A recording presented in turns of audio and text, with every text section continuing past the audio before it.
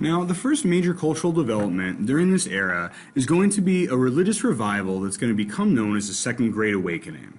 Now, this religious revival is going to involve large camp meetings with traveling preachers going around the country trying to encourage Americans to return back to religion. This is a movement that's going to emphasize individual free will to choose salvation over the authority of any sort of kind of church or institution. It appeals very much to people in the West, the individualistic spirit of Americans as well. And so these large camp meetings are also going to see an increase in the role for women in spiritual life. No longer is it going to be an entirely male-dominated clergy, but with the Second Great Awakening, the religious power belongs with the believer, and so women are going to step forward and assume leadership roles. Now, the message of the Second Great Awakening is going to have a big influence on the time because this first message is one of optimism about humans. Its second is that it is populist, in that it encourages kind of the ordinary people as being more important than the elites, and we saw that play out with Jackson as well. It also is going to be a movement that is going to emphasize emotion and being in touch with one's emotions as opposed to the rationalism, kind of the reason that is associated so often with the Enlightenment. And so as a result of the Second Great Awakening, Americans are going to become increasingly more religious as we move towards the Civil War. The second group we're going to take a look at is women in American society. And so women from about 1791 to 1860, the overarching cultural value as kind of talked about women's place in society, their social role, was this idea of true womanhood. Now, true womanhood is the idea that kind of true womanhood is a woman in the home raising the family. And this begins with the idea of Republican motherhood, that the role of women in American democracy is simply to raise good American citizens. This is also described as a cult of domesticity, in that domestic concerns, the keeping of the home, the raising of the children, things like that, is revered with almost kind of a cult-like fanaticism that is going to really kind of emphasize that women's place is only in the home. This is a time in which work and home life is definitely separated. And so the job of men was to go out into the world and work, and that the woman's place was to be in the home. Now, the reason they came up with for this is the popular belief at the time said that the outside world was corrupt and dangerous, and that women, who are more immoral and virtuous, shouldn't be exposed to the corruption and the dangers of the world, and that their real role in society was to raise virtuous children and to keep the home and keep the family unit together. Now, when we look at it from our modern day perspective, this doesn't really sync up well with kind of the way we talk about women today. So it is a very different time and a very different cultural value. But as things move forward in the 1800s, women's role in American society is going to begin to expand, though slightly. Women are going to go to work in large numbers in new textile mills, factories essentially where they're going to run machines to make cloth. But that experience of one, working independently, and two, a lot of young single women leaving home to do this work is going to create kind of a group of women who are going to value independence.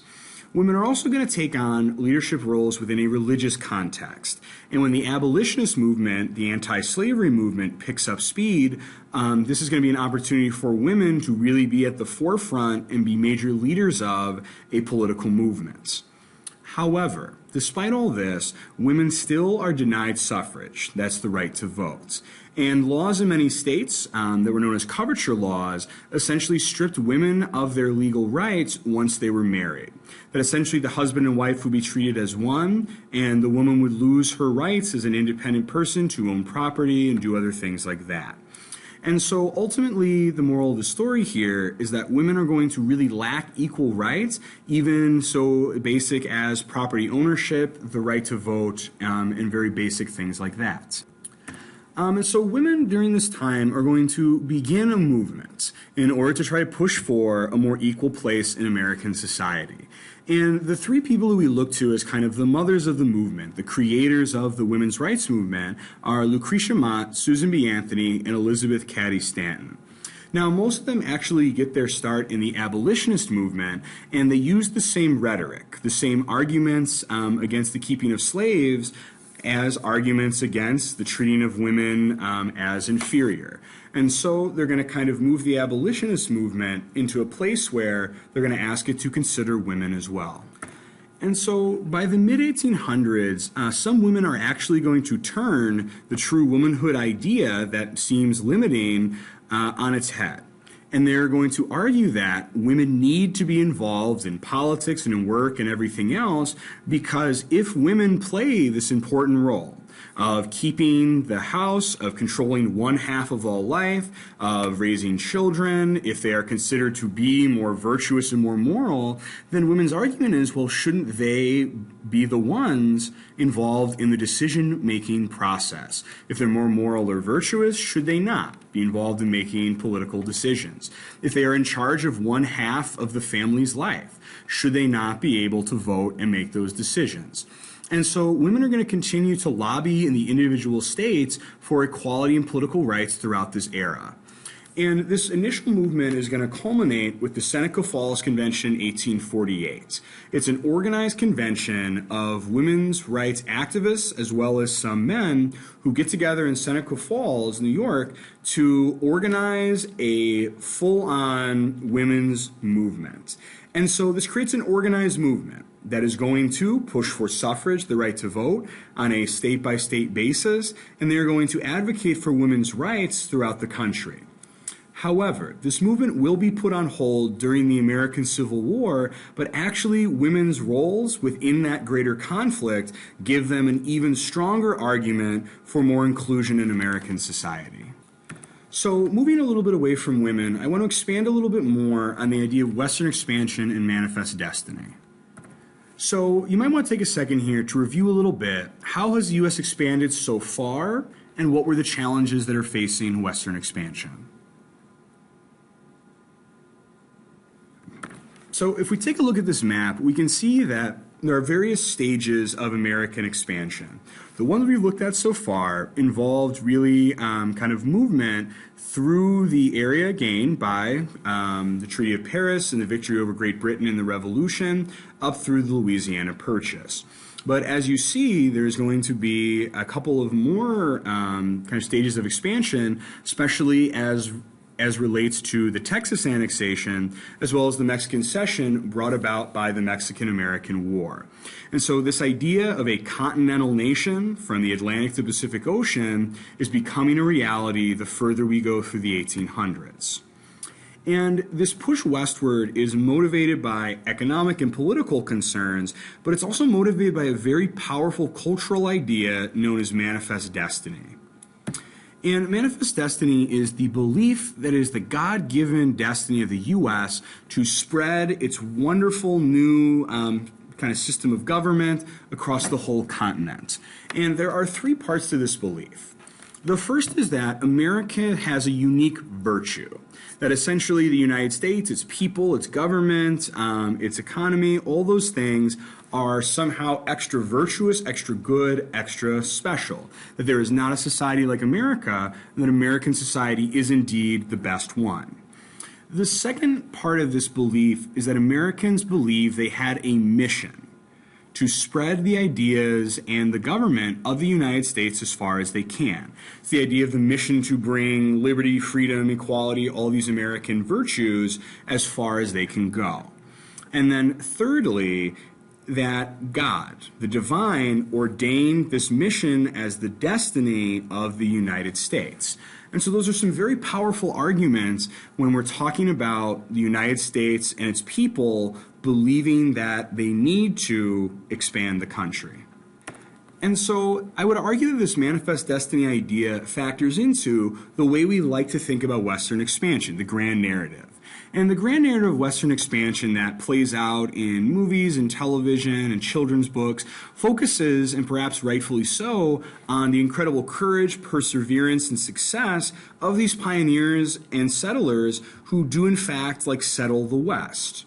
Only the question becomes, was the West already settled?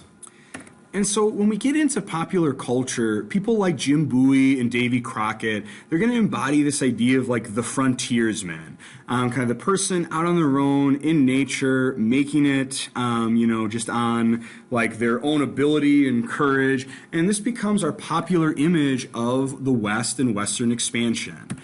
And this plays out when we see like movies. Walt Disney made movies about Davy Crockett, films about the Alamo and other things like that, very much emphasizes the idea that the Westerners are a very special group of people with a special courage that they use to settle this wild, untamed wilderness. Even popular video games like the Oregon Trail are going to take this narrative of traveling west and turn it into a video game that has been running for probably about 30 years now, to the point where you can even still play it today. But that's only one half of the story. The other half of the story of Western expansion is going to be Indian removal. And we looked at the Trail of Tears a little bit, but essentially if we look at this, in order for the American settlers to move west, they're going to have to push out the persons who are already living there. And that's going to include the Mexican government, and it's going to include the Native Americans. And in 1838, Manifest Destiny kind of plays out in the Trail of Tears, where the United States Army removes almost the entire Cherokee Nation from the state of Georgia and marches them all the way to Oklahoma. And in the process, 4,000 natives die of starvation, disease, exposure to the elements. And so at this point, by 1838, most of the natives in the East had been moved forcibly out into the West. And most Americans definitely support this idea. There are some who are going to speak out on behalf of the natives against this removal, but by and large, an American majority supports the idea of manifest destiny, and if the Indians have to be removed, well, then that's a consequence of progress. And so you can still see the Trail of Tears today. The trail still exists. And if you want to take a look at the map, this is what Indian removal is going to ultimately mean for these people. And so even the ones who are not removed, the natives west of the Mississippi are going to fight, again, a series of wars against the United States government over that land.